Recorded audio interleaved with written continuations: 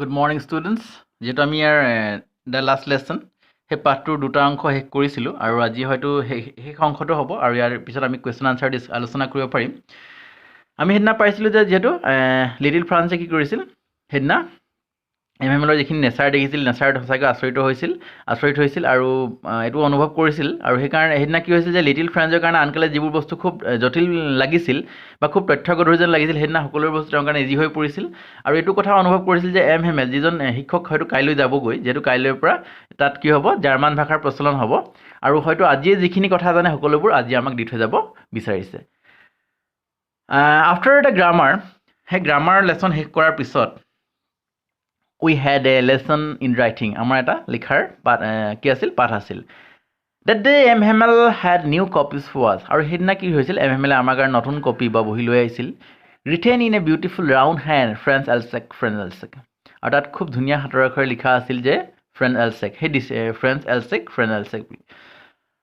they look like little flags floating everywhere in the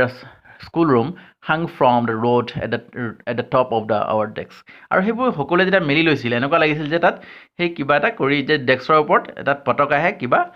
উলমাই থৈছে নেকি, ঠিক আছে, যে ডেস্কৰ ওপৰত তাত কি কৰি যে ধুনীয়াকৈ পতাকা কি কৰি থোৱা হৈছে উত্তোলন বা উলমাই থোৱা হৈছে। You ought to have seen how everyone said to work and how quiet it was. আৰু তো হয়তো তুমি এইটো দেখাহেঁতেন হয়তো বুজিলাহেঁতেন যে এইটো কিমান কি হৈছিল যে শান্ত হৈছিল আৰু চবেই যেনেকৈ কি হৈছিল যে সকলোৱে নিজৰ নিজৰ কামত ব্যস্ত আছিল। The only sound was the scratching of the fans over the papers. আৰু অকল শব্দ সেইটোৱে আছিল যে সকলোৱে যে বহীত লিখোঁতে যিটো শব্দ কৰে স্ক্ৰেচিং বুলি কৈছে, scratching of the fans over the paper, সেই শব্দটোৱে শুনা গৈছিল। Once some beetles flew in, আৰু এটা হয়তো গোবৰা সেই সময়ত উৰি আহিছিল, ঠিক আছে, but nobody paid any attention to them, আৰু সেই সময়ত কিন্তু তালৈ কোনো গুৰুত্ব দিয়া নাছিল। Not even the littlest one, আনকি সৰু সৰু ল'ৰা ছোৱালীবোৰ তাত গুৰুত্ব দিয়া নাছিল, who worked right on tracing their fishhawks as if that was France too, আৰু যেন তেওঁলোকে কি কৰিছিল যে সেই সৰু সৰু বৰশীবোৰ আঁকিবলৈ চেষ্টা কৰিছিল। On the roof, the pigeons cooked very low and thought to myself, will they make them sing in German, even the pigeons? আৰু যিটো সেই ওপৰত থকা পাৰ চৰাইবোৰ কি কৰিছিল লাহে লাহে ৰুণ দিছিল আৰু হয়তো সিহঁতে ভাবিছিল বা সিহঁতেও যে জাৰ্মান ভাষাটো পিছদিনাৰ পৰা আহিব, জাৰ্মান ভাষাটো কেনেকৈ তেওঁলোকে আয়ত্ব কৰিব বা সেই পিগনছবোৰে পাৰ চৰাইবোৰে সেইটো হয়তো কি কৰিছিল যিটো এই কথাখিনি কি কৰিছিল যে লিটিল ফ্ৰেন্সে কৈছে সেই তেওঁৰ যিখিনি ধাৰণা সেই নতুন ভাষা এটা প্ৰচলন হওঁতে চবৰে যিটো পৰিৱেশ বা সেই যিটো পৰিস্থিতিৰ সন্মুখীন হ'ব লগা হ'ব সেই কথাটো কি কৰিছে ইয়াৰ যোগেদি উপস্থাপন কৰিছে। Whenever I looked up from my writing, যেতিয়া মই লিখাৰ পৰা মূৰ দাঙি চালোঁ, মই দেখিলোঁ MML sitting motionless in his chair. কি হৈছিল যে তেওঁ খুব দুৰ্বল অনুভৱ কৰি এনেকুৱা হৈছিল যে তেওঁ চকীখনত বহি পৰিছিল and gazing first at one things, আৰু কি কৰিছিল সেই বস্তুবোৰ এই বিদ্যালয়ত থকা বস্তুবোৰ তেওঁ লক্ষ্য কৰিছিল। Then it at another, এটাৰ পিছত আনটোলৈ কি কৰিছিল তেওঁ দৃষ্টি নিক্ষেপ কৰিছিল। And if he wanted to fix in his mind just how everything looked in that little school room, আৰু কি কৈছিল যে সেই সকলোবোৰ বস্তু তেওঁ যাতে মনৰ কি হৈছে যে মনৰ শ্ৰেণীকোঠাত হয়তো তেওঁ লৈ যাব যে যিখিনি বস্তু তেওঁ সদায় কি কৰিছিল এই যিখিনি বস্তুৰ লগত তেওঁ ওতপ্ৰোতভাৱে যোৱা 40টা বছৰ জড়িত হৈ আছিল। For 40 years, ফ্ৰেন্সি মানে ইমাজিনেশ্যন হয়তো সেইটো তেওঁ কল্পনা কৰিছিল, হয়তো লিটিল ফ্ৰেন্সে যেতিয়া মূৰ দাঙি দেখিছিল যে কি হৈছিল লিটিল ফ্ৰেন্সে দেখিছিল যে এমএলএ কি হৈছিল প্ৰতিটো বস্তু ইটোৰ পৰা সিটোলৈ তেওঁ দৃষ্টি নিক্ষেপ কৰিছে আৰু যে সকলোবোৰ যে তেওঁ মনৰ শ্ৰেণীকোঠাত লৈ যাব সেই কথাটো কল্পনা কৰিছিল। For 40 years he had been there in the same place, যিহেতু 40 বছৰ ধৰি তেওঁ সেই একে ঠাইতে আছিল, with his garden outside, যিখন তেওঁ এখন বাগিচা আছিল, দ্য উইণ্ড' যিখন খিৰিকীয়েদি দেখা গৈছিল বা উইণ্ডোৰ কাষৰ বা উইণ্ডোৰ বাহিৰ চাইডে যিখন কি হৈছিল যে বাগিচা আছিল, his class in front of him, আৰু তেওঁ সন্মুখত এটা শ্ৰেণীকোঠা আছিল বা শ্ৰেণী আছিল। জাষ্ট লাইক ডেট, আৰু সেইবোৰৰ দৰে অনলি দ্য ডেস্ক,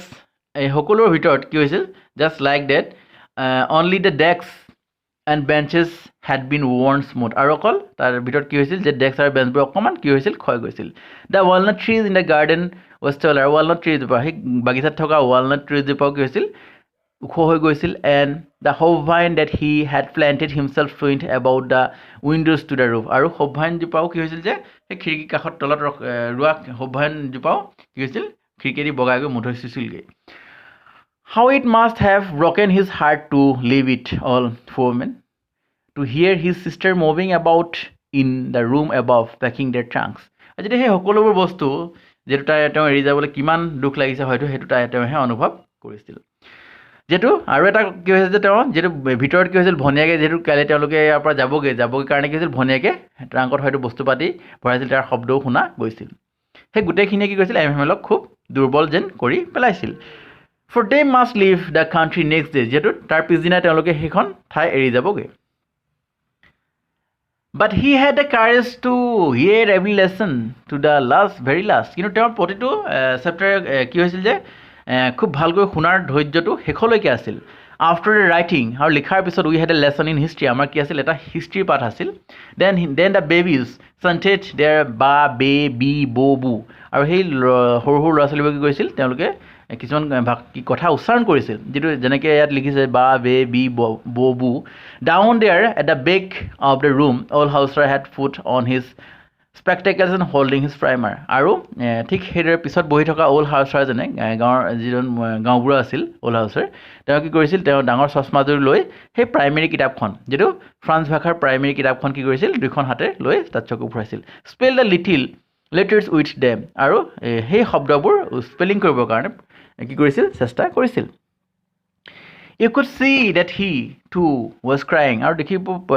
হয়তো তুমি দেখি পালাহেঁতেন যে তেওঁ হয়তো কাৰুণাময় হৈছে his voice trembled with emotion আৰু আবেগত তেওঁ মাত ঠুকাঠুকি হৈ পৰিছে and it was so funny to hear him that we all wanted to laugh and cry আৰু তেওঁ যেটো অৱস্থা হৈছিল হেতুত হয়তো আমি হাঁহিম নে কানিম ধৰিব পৰা নাছিল how will I remember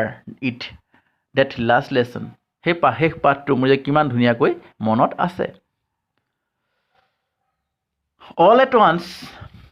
the church clock struck 12 আৰু সেই সময়তে কি হৈছিল যে 12টা বজাৰ ইংগিত দিছিল ঘড়ীটো 12টা বজাৰ ইংগিত দিছিল then the angelus at the same moment the trumpets of the Prussian returning from drill sounded under our windows আৰু যেটো সেই হৈছিল যে গিৰ্জা ঘৰটো কি হৈছিল যে 12টা বজাৰ সংকেত দিছিল আৰু সেই সময়ত প্ৰুছিয়ান সৈন্যসকলে যেটো ট্ৰাম্প বজাই যেটো কি হৈছিল তেওঁ ড্ৰিলিংলৈ গৈছিল যেটো কি হৈছিল লিটিল ফ্ৰান্স যাওঁতে পাই আহিছিল আহোঁতে যেতিয়া স্কুললৈ আহিছিল তেতিয়া পাই আহিছিল আৰু সেই সকলো কি হৈছে ড্ৰিলিঙৰ পৰা হয়তো তেওঁলোকে কুস্কা বজাৰৰ পৰা ঘূৰিছিল সেই সময়ৰ ইংগিত পাইছে যেটো শব্দ খিৰিকীৰ ফালেদি শুনা গৈছিল এমএমএল stood up এমএমএল থিয় হৈছিল very fell in his chair খুব দুৰ্বল যেন দেখা গৈছিল আৰু I never saw him look so tall আৰু যেটো তেওঁ হেডনাহে লিটিল ফ্ৰেন্ডে ভালকৈ চাইছিল যেটো মই কৈছো যে আনকালে তেওঁ খুব ষ্ট্ৰিক্ট নেচাৰত শিক্ষক আছিল তেওঁলৈ খুব ভয় কৰিছিল আৰু সেইকাৰণে চোৱা নাছিল কিন্তু হেডনা লিটিল ফ্ৰেন্ডে লক্ষ্য কৰিছিল যে এমএমএল হসাকৈ ওখ ব্যক্তি মাই ফ্ৰেন্ডছ আৰু লাহে গৈ তেওঁ কৈছিল যে মোৰ বন্ধুসকল said he তেওঁ কৈছিল I হয়তো মই বুলি কওঁতে but something shocked him কিন্তু হয়তো কি কৈছিল কিবা এটা তেওঁ কণ্ঠৰোধ কৰিছিল হয়তো মানে এইটো কথা যে তেওঁ হেডনা খুব আবেগিক হৈ পৰিছিল যেটো তেওঁ হেডনা তাত লাষ্ট ডে আছিল আৰু হেটোই লাষ্ট লেসন আছিল আৰু হেতু কাৰণে আবেগিক হৈ পৰিছিল he could not go on আৰু তেওঁ আৰু একো ক'ব নোৱাৰিছিল then he turned to the blackboard তেতিয়া ব্ল্যাকবোৰ্ডৰ ফালে তেওঁ ঘূৰি took a pitch of chalk এটুকা চক লৈছিল and wearing on with all his might he wrote as large as he could আৰু তেওঁ ধৈৰ্য সহকাৰে যিমান ডাঙৰকৈ পাৰে সিমান ডাঙৰকৈ লিখিছিল vive la France long live France then he stopped ৰৈ গৈছিল and leaned his head against the wallৰ ফালে মূৰটো কৰি and without a word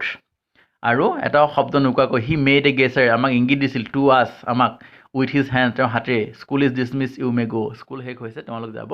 পাৰা এইটো আছিল যেটো দা লাষ্ট লেসন যেটো দ্বাদশমান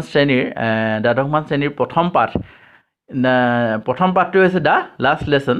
আৰু যেটো মই চেপ্টাৰটো তিনটা অংশত কি কৰিলো বৰ্ণনা কৰিলো আৰু নিশ্চয় চাগে তোমালোকে ইয়াৰ পৰা অকমান উপকৃত হৈছা যিখিনি কোৱেশ্চন আনসাৰ আছে আমাৰ সেইখিনি খুব ইম্পৰ্টেন্ট আৰু যেটো question answer additional question answer হ'ব পাৰে বা যিখিনি টেক্সচুৱেল কোৱেশ্চন আনসাৰ সেইখিনি আমি আলোচনা কৰিব লাগিব ঠিক আছে ইয়াৰ আমি পিছৰ ভিডিঅ'টোত আমি প্ৰশ্ন উত্তৰ হিতান লৈ আমি কি কৰিম আগবাঢ়িম তেতিয়ালৈকে ধন্যবাদ